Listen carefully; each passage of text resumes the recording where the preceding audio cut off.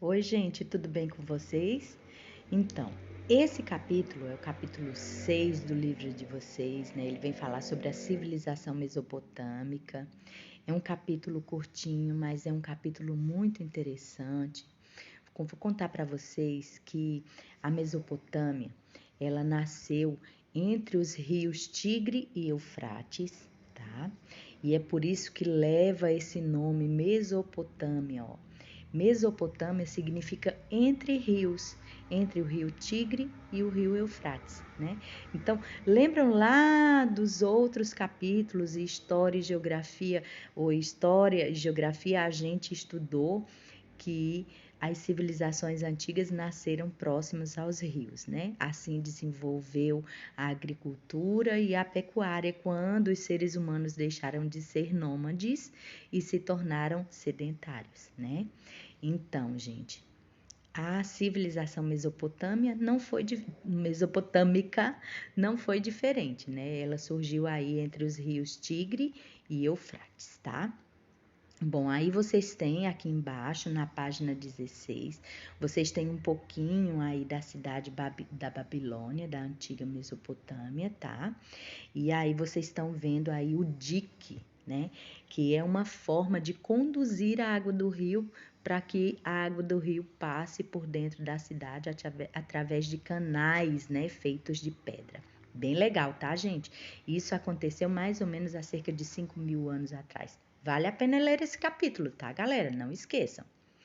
Olha só, gente, que interessante. Essa página aqui, que eu já mostro para vocês qual que é a página, que eu quero mostrar para vocês essa imagem aí, que é a representação de Hammurabi. O rei Hammurabi, vocês vão ouvir muito falar desse cara, tá? É um rei bem importante aí da história da humanidade. E eu vou já contar para vocês por que ele é tão importante. Não se esqueça o nome do cara, Hammurabi. E aqui embaixo, ó, nessa página aqui, deixa eu ver, página 17, você tem aí um pouco ainda da cidade da antiga Babilônia, tá? Olha só que interessante, gente, esse prédio aqui, ó. Esses prédios, eles eram construídos o mais alto possível, porque eles achavam que quanto mais perto do céu eles estivessem, melhor era para que eles estivessem perto dos deuses deles, das divindades deles, e também para que melhor eles conseguissem estudar os astros. Vocês lembram dos reis magos que a professora contou para vocês, que os reis magos que ficaram procurando lá o local do nascimento da estrela, que a estrela indicou o nascimento do local do nascimento de Jesus? Então, esses reis magos, eles eram estudantes do céu, estudiosos do céu, eles eram astrônomos, né? Na abertura do nosso capítulo, ó, nós temos aí, ó, os reis, né? Então, quem eram esses reis? Se não essas pessoas privilegiadas na sociedade, nas antigas sociedades, né? Que detinham o saber, os estudos das estrelas e dos astros, como que eles se comportavam, esses astros, né? Bom, gente, vocês têm aí, então, os zigurates. O que eram os zigurates, professor? Ele era uma mistura de várias coisas. Nesse prédio acontecia várias coisas.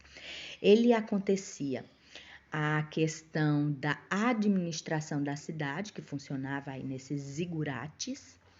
Funcionava também como estudo astronômico, né? O estudo do movimento dos astros, da distância desses astros, quando do ano que era possível avistar nos céus esses astros, né? Esses estudos astronômicos aconteciam nos zigurates.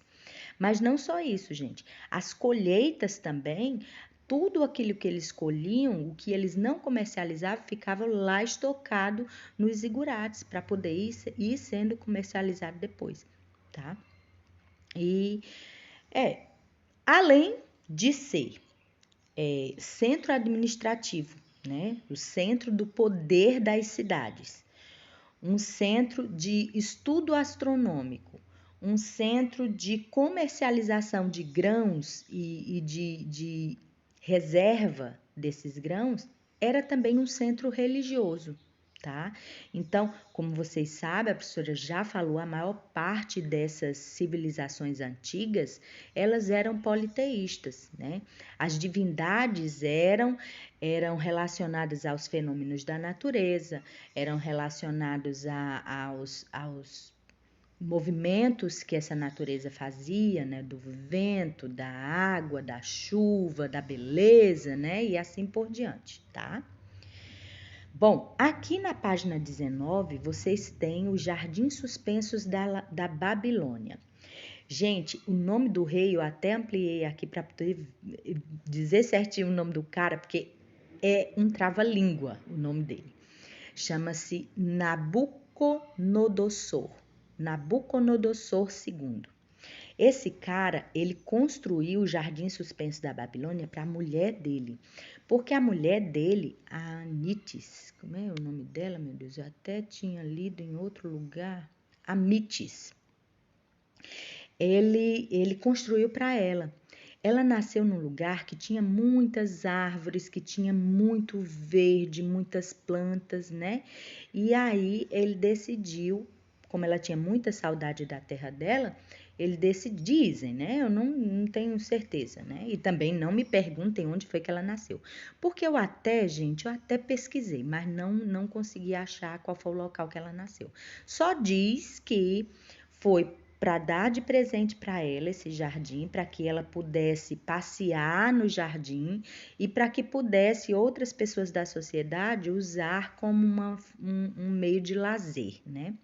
Então, dizem que tinha 6 andares e que hoje ele é considerado uma das 7 maravilhas do mundo antigo, tá? Se vocês pesquisarem, tem outras maravilhas do mundo antigo.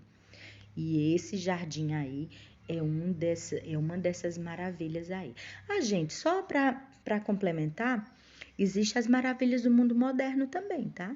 Vale a pena pesquisar isso aí.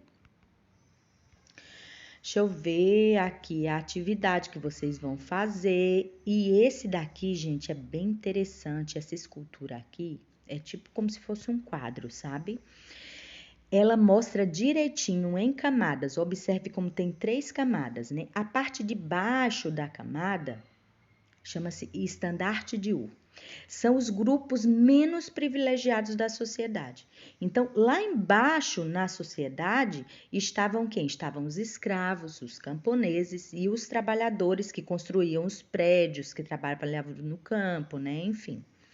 E lá em cima, gente, na sociedade está o grupo mais privilegiado, que é quem? É o rei, a família do rei e também os escribas, que eram as pessoas que sabiam ler e escrever, tá? Também estavam os sacerdotes, tá? Também estavam os sacerdotes. Agora, sim, esse daqui falando sobre o tempo, gente, o tempo, né? Olha só que sacada interessante. Os mesopotâmicos, eles conseguiram, porque eles tinham muito conhecimento dos astros, que eles construíam os zigurates para poder observar os astros, né?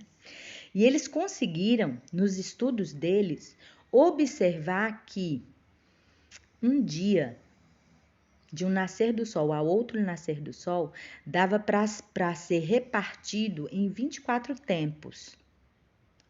Quantas horas nós temos? Nós temos 24 horas, né?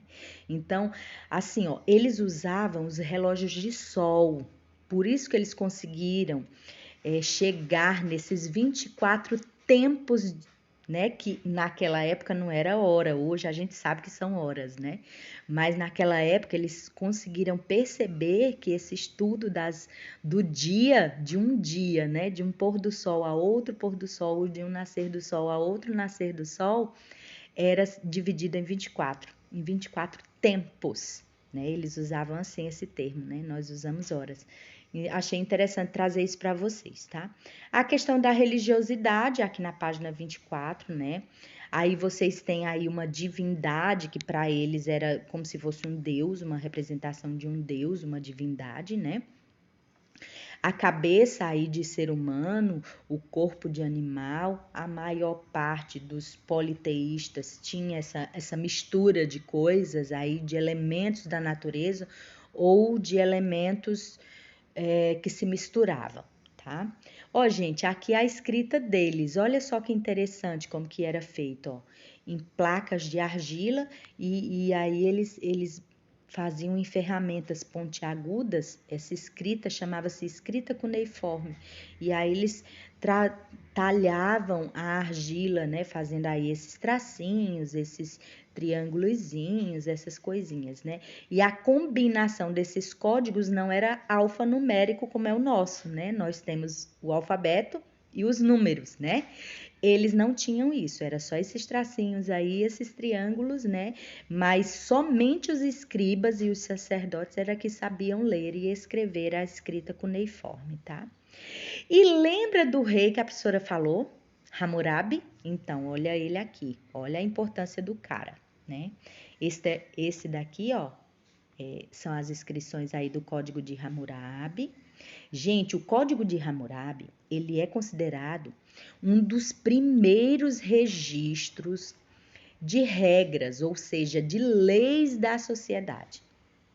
Então, assim, ó, durante muito tempo, as pessoas viviam assim, sem escrever as leis, né? Eles falavam, isso pode, isso não pode, para estabelecer mais ou menos uma sociedade mais equilibrada, né?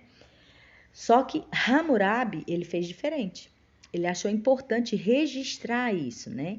Dizer para a sociedade, para os cidadãos daquelas sociedades antigas da Mesopotâmia, que ó, isso aqui pode, isso não pode. Se você fizer isso, sendo que não pode, você vai estar cometendo um crime e a sua punição é essa. Então, foi a primeira vez que foi registrado de forma escrita, né, aquilo que os cidadãos poderiam fazer e aquilo que não poderiam fazer e quais seriam as suas penas caso não cumprisse essas leis, tá bom? Então, por isso o Código de Hammurabi é tão importante, porque ele foi um dos primeiros, tá? Bom, gente, como eu falei para vocês, esse é um capítulo bem curtinho, ó, já acabamos aí com o capítulo, tá? Então, eu espero que vocês estudem esse capítulo, leiam esse capítulo, façam tudo que aí a pessoa que está substituindo vocês solicita para vocês, tá bom? Eu estou conversando com elas, né? Mas recebam, ó, o meu carinho, o meu abraço e saibam que a professora já está morrendo de saudade de vocês, tá bom? Beijo no coração.